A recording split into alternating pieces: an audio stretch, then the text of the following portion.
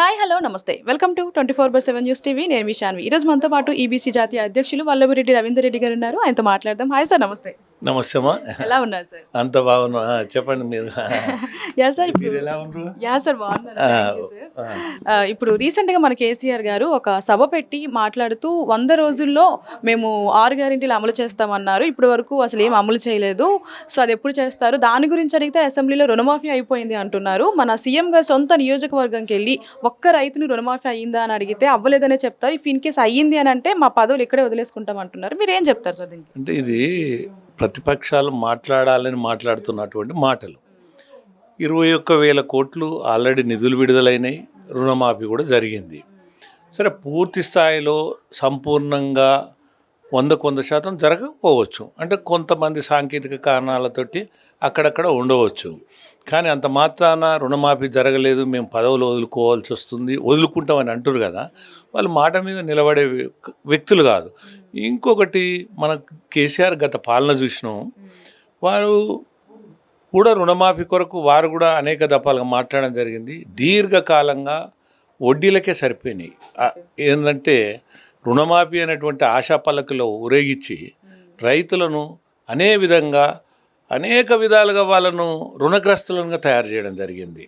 అంటే సకాలంలో ఎప్పుడైతే అప్పులు చెల్లించకపోతారో వాళ్ళను బ్యాంకులు ఏమంటే వాళ్ళని ఏమంటారంటే, ఈ బ్యాంకులు వాళ్ళను దివాలు కోరుగా తీసినట్టు, అంటే ఆ విధంగా పరిగణించాల్సినటువంటి పరిస్థితి. అంటే రైతులను బ్యాంకులల్లో ఒక రకంగా అవమానపరచడం అని అర్థం. రెండవది, ప్రభుత్వం 5 సంవత్సరాల అవకాశం ఉంది, అయినా కానీ అతి కొద్ది కాలం వల్లనే ఒక సహోపేతకమైనటువంటి నిర్ణయం ముఖ్యమంత్రి రేవంత్ రెడ్డి గారు తీసుకోవడం జరిగింది. తీసుకొని రుణమాఫీ చేసిండు. అంటే కొద్దిమందికి అక్కడక్కడ కాకపోవచ్చు. సరే, అదేవిధంగా వారు మా పాలనే బాగుందంటే వారి పాలన మన అందరికీ తెలుసు. ఆయన ప్రజాకంటకుడు కాబట్టి ప్రజలు ఆయనను గద్దెదించారు. నియంత్రణంగా బిహేవ్ చేసిండు కాబట్టి ఆయన ప్రజలు గద్దెదించారు. ఆయన కూడా నిర్మాణాత్మకంగా ఎక్కడ పరిపాలన జరగలేదు. ఆయన ఇచ్చిన మాట ఎక్కడ నిలబెట్టుకోలేదు. మనకు తెలుసు కదమ్మా, నిరుద్యోగ ఉపాధి కానీ, తర్వాత స్వయం ఉపాధి కానీ, తర్వాత ఇంటింటికి బెడ్రూమ్ అని కానీ, అనేక రకాలైనటువంటి వాగ్దానాలు ఇచ్చిండు. కానీ ఆయన వాగ్దానాలు కూడా ఎక్కడేం నెరవేరలేదు. కానీ కాంగ్రెస్ ప్రభుత్వం, నేనేం చెప్పదలుచుకున్నా అంటే, ఎప్పుడైనా చెప్పింది చేస్తుంది. ఇది పేదలకు అనుకూలం ఉండేటువంటి ప్రభుత్వం. అంటే దీనికి ఉదాహరణ ఏం లేదు, గత చరిత్రే మనకు చెప్తుంది.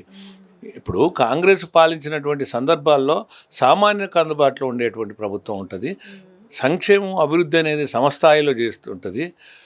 పేదలకు అనుకూలమైనటువంటి ప్రభుత్వం కాంగ్రెస్ ప్రభుత్వం ఉంటుంది.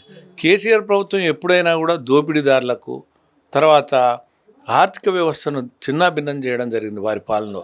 తర్వాత వారి ప్రాజెక్టులు కూడా వ్యర్థమైపోయినాయి. ఎందుకంటే ఏదైనా బహుళార్థకంగా ప్రయోజనాలు ఉండాలి, కానీ వారు చేపట్టినటువంటి ప్రాజెక్టులు కాళేశ్వరం అనుకోండి, మిషన్ భగీరథ అనుకోండి, మిషన్ కాకతీయ అనుకోండి, ఆశించిన స్థాయిలో అవి ఉపయోగపడలేదు. కానీ ఉట్టిగానే ప్రకటనలు ఇచ్చుకున్నారు. 1,000 ఎకరాల మాగాని, 1,00,000 ఎకరాలకు నిండా పారలేదు, 1,000 ఎకరాల మాగాని అన్నాడు. మీరు అది చూడండి, ఆనాడు 1,000 కోట్లు పెడితే 4 లక్షల ఎకరాలు పారేది. ఇది శ్రీశైలం లెఫ్ట్ కెనాల్ అయినటువంటి సొరంగం ఇటీవల జరిగినటువంటి. ఆనాడు 1,000 కోట్లు పెట్టకపోవడం వల్ల అది నిరుపయోగంగా మారి ఈ ప్రమాదానికి కూడా పెనుభూతంగా అయింది. ఇది ఆనాడు కేసీఆర్ ప్రభుత్వం వహించినటువంటి నిర్లక్ష్య వైఖరే. కాబట్టి నేనేం చెప్పదలుచుకున్నంటే, ఉట్టినే మాటలతోటి గారడి చేయడం కేసీఆర్కి అలవాటు. వెన్నతో పెట్టిన విద్య. అతని భ్రమలు కల్పించడంలో అతనికి మించిన వ్యక్తి లేడు. అతని పాలన చూసిర్రు, విసికి వేసారే. ప్రజలు నిరాశ నిస్పృహకు లోనయ్యే కాంగ్రెస్ను అధికారంలోకి తెచ్చిర్రు. కాంగ్రెస్ పరిపూర్ణంగా, సంపూర్ణంగా అందరి అభివృద్ధి పరంగా చేస్తుంది. సమగ్ర అభివృద్ధి కాంగ్రెస్ పార్టీ ద్వారా, కాంగ్రెస్ ప్రభుత్వం వల్లనే జరుగుతుందని నేను చెప్తున్నాను. సార్, అలాగే ఆయన మాట్లాడుతూ రుణమాఫీ కోసం 50,000 కోట్లు అని చెప్పారు. ఇప్పుడు 21 కోట్లు మాత్రమే వచ్చాయంటున్నారు. మిగిలిన 29,000 కోట్లు ఎక్కడికి వెళ్ళినాయి అని అడుగుతున్నారు. మేడం, 30,000 కోట్లు అనేది ఆ రోజు చెప్పినటువంటిది 32,000 కోట్లు. అయితే ఆనాడు ఒక అంచనాతోటి చెప్పడం జరిగింది. కానీ అంచనాలు వేరు, వాస్తవ లెక్కలు వేరు. అంటే ప్రభుత్వం దాంట్లోకి వెళ్ళిన తర్వాత అంచనాలకు వాస్తవాలకు వచ్చినటువంటి లెక్కల్లో తేడాలు వచ్చినాయి. వాస్తవంలోకి ఇంకా కొంతమందికి ఉండవచ్చు, అంటే ఒక 10% ఉండొచ్చు. అవి సాంకేతిక కారణాలు, వాళ్ళకు కూడా అవకాశం ఇస్తున్నారు కదా. కాబట్టి కేసీఆర్ మాటలు నమ్మడానికి వీల్లేదు. ఇప్పుడు రీసెంట్గా మన కేసీఆర్ గారు ఒక సభ పెట్టి మాట్లాడుతూ 100 రోజుల్లో మేము 6 గ్యారెంటీలు అమలు చేస్తామన్నారు. ఇప్పటి వరకు అసలు ఏం అమలు చేయలేదు.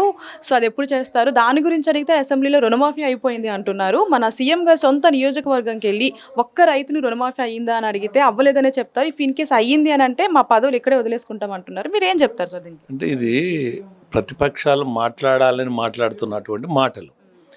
21,000 కోట్లు ఆల్రెడీ నిధులు విడుదలైనాయి, రుణమాఫీ కూడా జరిగింది. సరే, పూర్తి స్థాయిలో సంపూర్ణంగా 100% జరగకపోవచ్చు. అంటే కొంతమంది సాంకేతిక కారణాలతోటి అక్కడక్కడ ఉండవచ్చు.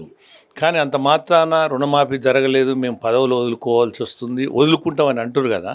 వాళ్ళు మాట మీద నిలబడే వ్యక్తులు కాదు. ఇంకొకటి, మన కేసీఆర్ గత పాలన చూసినాం. వారు కూడా రుణమాఫీ కొరకు వారు కూడా అనేక దఫాలుగా మాట్లాడడం జరిగింది. దీర్ఘకాలంగా వడ్డీలకే సరిపోయినాయి. ఏంటంటే రుణమాఫీ అనేటువంటి ఆశా పల్లకిలో ఊరేగించి రైతులను అనేక విధాలుగా వాళ్ళను రుణగ్రస్తులుగా తయారు చేయడం జరిగింది. అంటే సకాలంలో ఎప్పుడైతే అప్పులు చెల్లించకపోతారో వాళ్ళను బ్యాంకులు వాళ్ళని ఏమంటారంటే, ఈ బ్యాంకులు వాళ్ళను దివాలు కోరుగా తీసినట్టు, అంటే ఆ విధంగా పరిగణించాల్సినటువంటి పరిస్థితి. అంటే రైతులను బ్యాంకులల్లో ఒక రకంగా అవమానపరచడం అని అర్థం. రెండవది, ప్రభుత్వం 5 సంవత్సరాల అవకాశం ఉంది, అయినా కానీ అతి కొద్ది కాలం వల్లనే ఒక సహోపేతకమైనటువంటి నిర్ణయం ముఖ్యమంత్రి రేవంత్ రెడ్డి గారు తీసుకోవడం జరిగింది. తీసుకొని రుణమాఫీ చేసిండు. అంటే కొద్దిమందికి అక్కడక్కడ కాకపోవచ్చు. సరే, అదేవిధంగా వారు మా పాలనే బాగుందంటే వారి పాలన మన అందరికీ తెలుసు. ఆయన ప్రజాకంటకుడు కాబట్టి ప్రజలు ఆయనను గద్దెదించారు. నియంత్రణగా బిహేవ్ చేసిండు కాబట్టి ఆయన ప్రజలు గద్దెదించారు. ఆయన కూడా నిర్మాణాత్మకంగా ఎక్కడ పరిపాలన జరగలేదు. ఆయన ఇచ్చిన మాట ఎక్కడ నిలబెట్టుకోలేదు. మనకు తెలుసు కదమ్మా, నిరుద్యోగ ఉపాధి కానీ, తర్వాత స్వయం ఉపాధి కానీ, తర్వాత ఇంటింటికి బెడ్రూమ్ అని కానీ, అనేక రకాలైనటువంటి వాగ్దానాలు ఇచ్చిండు. కానీ ఆయన వాగ్దానాలు కూడా ఎక్కడేం నెరవేరలేదు. కానీ కాంగ్రెస్ ప్రభుత్వం, నేనేం చెప్పదలుచుకున్నా అంటే, ఎప్పుడైనా చెప్పింది చేస్తుంది. ఇది పేదలకు అనుకూలం ఉండేటువంటి ప్రభుత్వం. అంటే దీనికి ఉదాహరణ ఏం లేదు, గత చరిత్రే మనకు చెప్తుంది. ఇప్పుడు కాంగ్రెస్ పాలించినటువంటి సందర్భాల్లో సామాన్యులకు అందుబాటులో ఉండేటువంటి ప్రభుత్వం ఉంటుంది. సంక్షేమం, అభివృద్ధి అనేది సమస్థాయిలో చేస్తుంటుంది. పేదలకు అనుకూలమైనటువంటి ప్రభుత్వం కాంగ్రెస్ ప్రభుత్వం ఉంటుంది. కేసీఆర్ ప్రభుత్వం ఎప్పుడైనా కూడా దోపిడీదారులకు, తర్వాత ఆర్థిక వ్యవస్థను చిన్నాభిన్నం చేయడం జరిగింది వారి పాలనలో. తర్వాత వారి ప్రాజెక్టులు కూడా వ్యర్థమైపోయినాయి. ఎందుకంటే ఏదైనా బహుళార్థకంగా ప్రయోజనాలు ఉండాలి, కానీ వారు చేపట్టినటువంటి ప్రాజెక్టులు కాళేశ్వరం అనుకోండి, మిషన్ భగీరథ అనుకోండి, మిషన్ కాకతీయ అనుకోండి, ఆశించిన స్థాయిలో అవి ఉపయోగపడలేదు. కానీ ఉట్టిగానే ప్రకటనలు ఇచ్చుకున్నారు. 1,000 ఎకరాల మాగాని, 1,00,000 ఎకరాలకు నిండా పారలేదు, 1,000 ఎకరాల మాగాని అన్నాడు. మీరు అది చూడండి, ఆనాడు 1000 కోట్లు పెడితే 4,00,000 ఎకరాలు పారేది. ఇది శ్రీశైలం లెఫ్ట్ కెనాల్ అయినటువంటి సొరంగం ఇటీవల జరిగినటువంటి. ఆనాడు 1000 కోట్లు పెట్టకపోవడం వల్ల అది నిరుపయోగంగా మారి ఈ ప్రమాదానికి కూడా పెనుభూతంగా అయింది. ఇది ఆనాడు కేసీఆర్ ప్రభుత్వం వహించినటువంటి నిర్లక్ష్య వైఖరే. కాబట్టి నేనేం చెప్పదలుచుకున్నంటే, ఉట్టినే మాటలతోటి గారడి చేయడం కేసీఆర్కి అలవాటు. వెన్నతో పెట్టిన విద్య. అతని భ్రమలు కల్పించడంలో అతనికి మించిన వ్యక్తి లేడు. అతని పాలన చూసిర్రు, విసికి వేసారే.